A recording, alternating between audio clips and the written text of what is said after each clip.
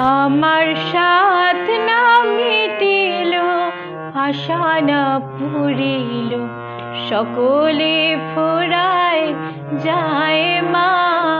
ভারতের বেশিরভাগ উচ্চকোটির সাধক সাধিকার জীবনের সঙ্গে জড়িয়ে আছে নানা অলৌকিক কাহিনী, যা বিজ্ঞান নির্ভর সভ্যতার কাছে অবাস্তব হলেও সেসব কাহিনী বিশ্বাস করেন ভক্তিরসে আপ্লুত ভক্তকুল।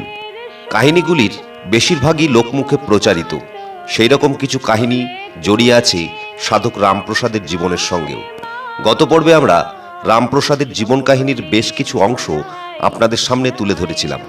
আজ রামপ্রসাদকে ঘিরে জানা অজানা বেশ কিছু কাহিনী আপনাদের সামনে উপস্থিত করব। নমস্কার, কালীকথকের দশম পর্বে আপনাদের সকলকে আরও একবার স্বাগত জানাই।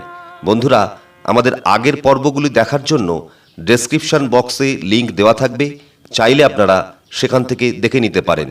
আর ভালো লাগলে অবশ্যই সাবস্ক্রাইব করে পাশে থাকবেন। যারা ইতিমধ্যেই সাবস্ক্রাইব করেছেন তাদের সকলকে আমরা অসংখ্য ধন্যবাদ জ্ঞাপন করছি। তাহলে চলুন আমরা চলে যাই আমাদের আজকের মূল পর্বে।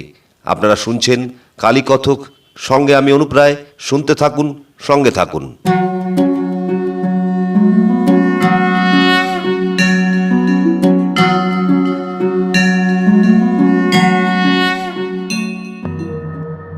একবার প্রবল প্রাকৃতিক দুর্যোগের জন্য রামপ্রসাদের ভিটের বেড়া ভেঙে গিয়েছিল। কন্যা জগদীশ্বরীকে সঙ্গে নিয়ে রামপ্রসাদ গিয়েছিলেন বেড়া বাঁধতে। দুপুর গড়িয়ে বিকেল হয়ে গিয়েছিল বেড়া বাঁধতে বাঁধতে। রামপ্রসাদ আহার করে আসলেও জগদীশ্বরীর দুপুরের খাওয়া দাওয়া কিছুই হয়নি। তাই সে রামপ্রসাদকে না জানিয়েই চলে গিয়েছিলেন আহার করতে। শ্যামা সঙ্গীতে ডুবে বেড়া বাঁধতে থাকা রামপ্রসাদ টের পাননি যে জগদীশ্বরী বেড়ার ওপাশে নেই, কারণ বেড়ার অপর দিক থেকে বেড়া বাঁধার দড়িটি ফিরে আসছিল বলে। ফিরে এসে জগদীশ্বরী দেখেছিল বেড়া বাঁধার কাজ প্রায় শেষ। বিস্মিত জগদীশ্বরী রামপ্রসাদকে জিজ্ঞাসা করে, রামপ্রসাদ কিভাবে একা এতখানি বেড়া বেঁধে ফেললেন? জগদীশ্বরী তো অনেকক্ষণ ছিল না, ঘরে খেতে গিয়েছিলেন। তখন রামপ্রসাদ মাটিতে লুটিয়ে কাঁদতে কাঁদতে বলেছিলেন, এত কাছে এলি তবুও দেখা দিলি না মা। এই ঘটনার পর রামপ্রসাদ লিখেছিলেন সেই বিখ্যাত শ্যামা সঙ্গীত, মন কেন মায়ের চরণ ছাড়া। এত কাছে এসেও দেখা দিলেন না আরাধ্যা কালীমা। এই আক্ষেপে আহার নিদ্রা ত্যাগ করেছিলেন রামপ্রসাদ। সারা দিন পড়ে থাকতেন পঞ্চমুণ্ডির আসনে।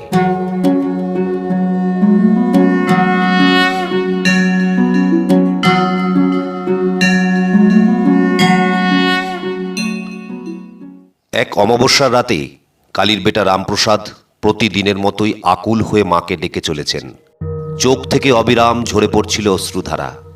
মধ্যরাতে আলোকিত হয়ে উঠেছিল পঞ্চমণ্ডী। দিব্যজ্যোতির মাঝে আবির্ভূতা হয়েছিলেন মা এলোকেশী। ভাববিহ্বল রামপ্রসাদ মা মা বলে জ্ঞান হারিয়ে লুটিয়ে পড়েছিলেন পঞ্চমুণ্ডির আসনে।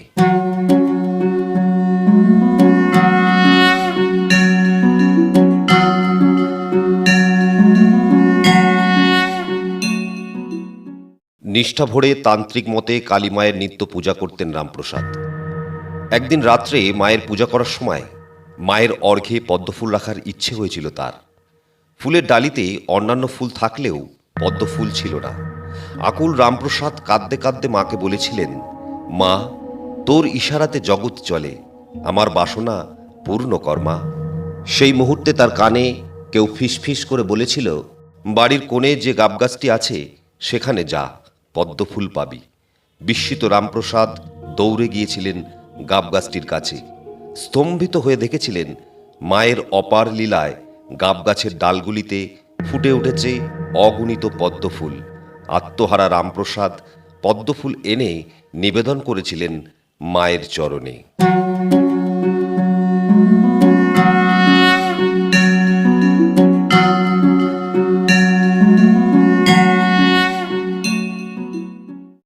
রামপ্রসাদের গানে মুগ্ধ হয়েছিলেন সিরাজউদ্দৌলা। একবার মহারাজ কৃষ্ণচন্দ্র নিজের বজ্রাতে করে রামপ্রসাদকে নিয়ে গিয়েছিলেন মুর্শিদাবাদে। নবাবের দপ্তরে কিছু বৈষয়িক কাজ ছিল তার। মহারাজার আবদারে তাকে প্রতি সন্ধ্যায় শ্যামাসঙ্গীত শোনাতেন রামপ্রসাদ। কোনো একদিন নবাবী বজরা করে সান্ধ্য ভ্রমণে বেরিয়েছিলেন নবাব সিরাজউদ্দৌলা। রাজা কৃষ্ণচন্দ্রের বজরার পাশ দিয়ে যাচ্ছিল নবাবের বজরা। সঙ্গীতের অনুরাগী নবাবের কানে ভেসে এসেছিল সুধামাখা কালী কীর্তন। নবাব জিজ্ঞাসা করেছিল, কে গাইছে এমন মধুর কণ্ঠে?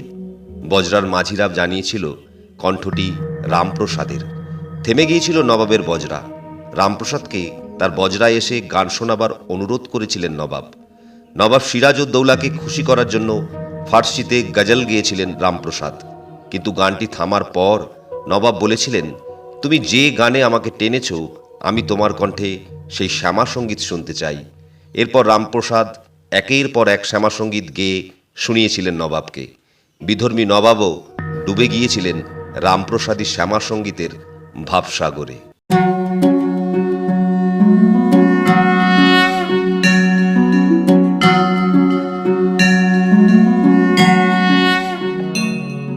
কালে কালে বল রসনা, কালে কালে বল রসনা, কালে কালে বল রসনা।